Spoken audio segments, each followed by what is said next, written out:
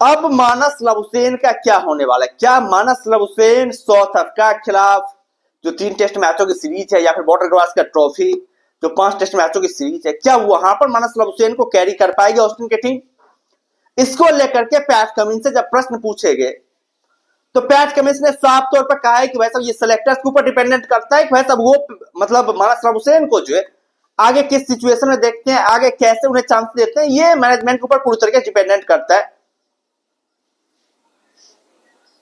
वैसे मैनेजमेंट उन्हें किस तरीके से लेती है, उन्हें ये बातें भी कही कि वैसा आप कितने भी अच्छे प्लेयर क्यों न है, आपको अपने एक्सपीरियंस को कन्वर्ट करना पड़ेगा इंटरनेशनल क्रिकेट में रन में, तभी जाकर के वैसा आप आगे शानदार परफॉर्मेंसेस कर पाएंगे।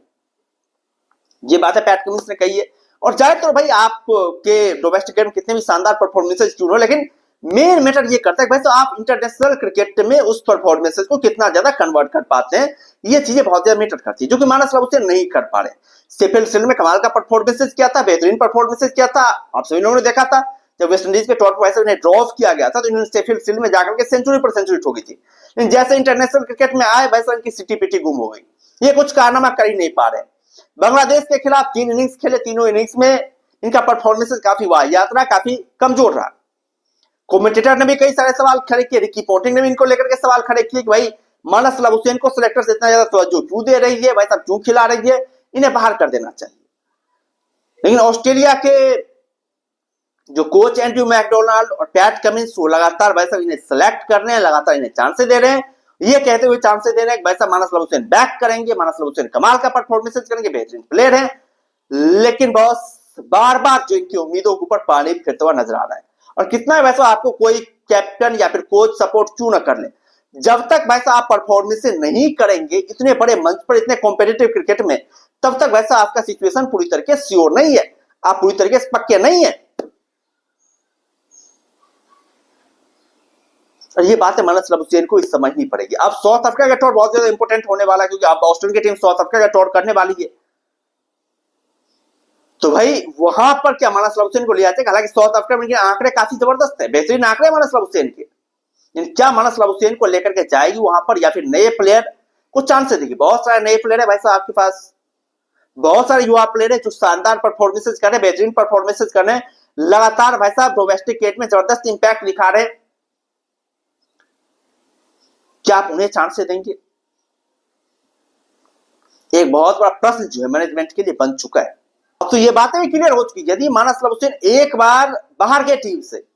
तो हमें लग रहा है वैसा दोबारा मानस लबुशेन सेलेक्ट होकर के आएंगे ऑस्ट्रेलिया की टीम में, दोबारा वैसा इन्हें चांस ही मिलेगा, दोबारा इन्हें जो है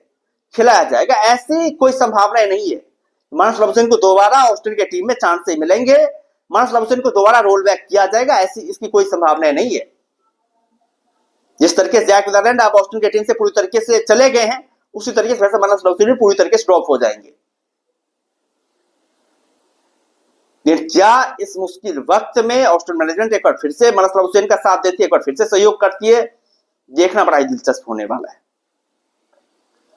क्योंकि पिछले 2-3 सालों से लगातार इनके परफॉर्मेंसेज में जो है बहुत ज्यादा गिरावट आई है, बहुत ज्यादा भाई साहब इनकी बैटिंग जो है मतलब लूपहोल नजर आ रही है। पहले जिन्हें स्टीव स्मिथ ऑस्ट्रेलिया की टीम का नेक्स्ट बताया जा रहा था, उसी तरीके से बल्लेबाजी भी कर रहे थे मानस लबुशेन, काफी जबरदस्त टेक्निकल बल्ले प्लेयर माने जाते थे, लेकिन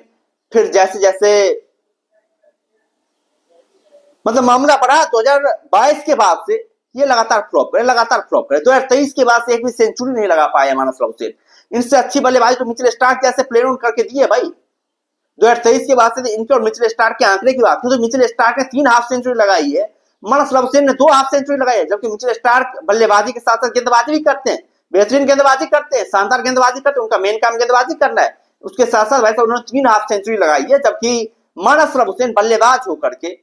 भाई साहब सिर्फ और सिर्फ 2 हाफ सेंचुरी लगा पाए। ये मानस लबुशेन की सबसे बड़ी कमजोरी है, और ऐसा हम लोग नहीं कह सकते सिर्फ टेस्ट मैच वैसे इनके साथ ये मतलब बातें चल रही है, टेस्ट के साथ साथ ओडीआई और टी20 तो वैसा खेलते ही नहीं है, ओडीआई में इनके साथ यही कारनामे चल रहे हैं। वही पाकिस्तान और बांग्लादेश का टूर जो करी थी ऑस्ट्रेलिया की टीम, वहां पर आप लोगों ने देखा था भाई साहब इन्हें चांसेस दिए गए थे ऑस्ट्रेलिया की टीम की तरफ से खेलने के लिए, लेकिन भाई साहब इन्होंने मौके पर चौकारी लगाया, बुरी तरीके से फ्लॉप कर गए, बुरी तरीके से वाहियात परफॉर्मेंसेज किया इन्होंने। तो ओडीआई वर्ल्ड कप 2027 के लिए भी हमें लग रहा है कि इनके लिए एक बहुत बड़ा समस्या जो पैदा हो गया, क्योंकि बहुत सारे प्लेयर है भाई, आपके पास माइकल ओवेन जैसे जबरदस्त प्लेयर है, आपके पास ओलिवर पीक जैसे जबरदस्त प्लेयर है।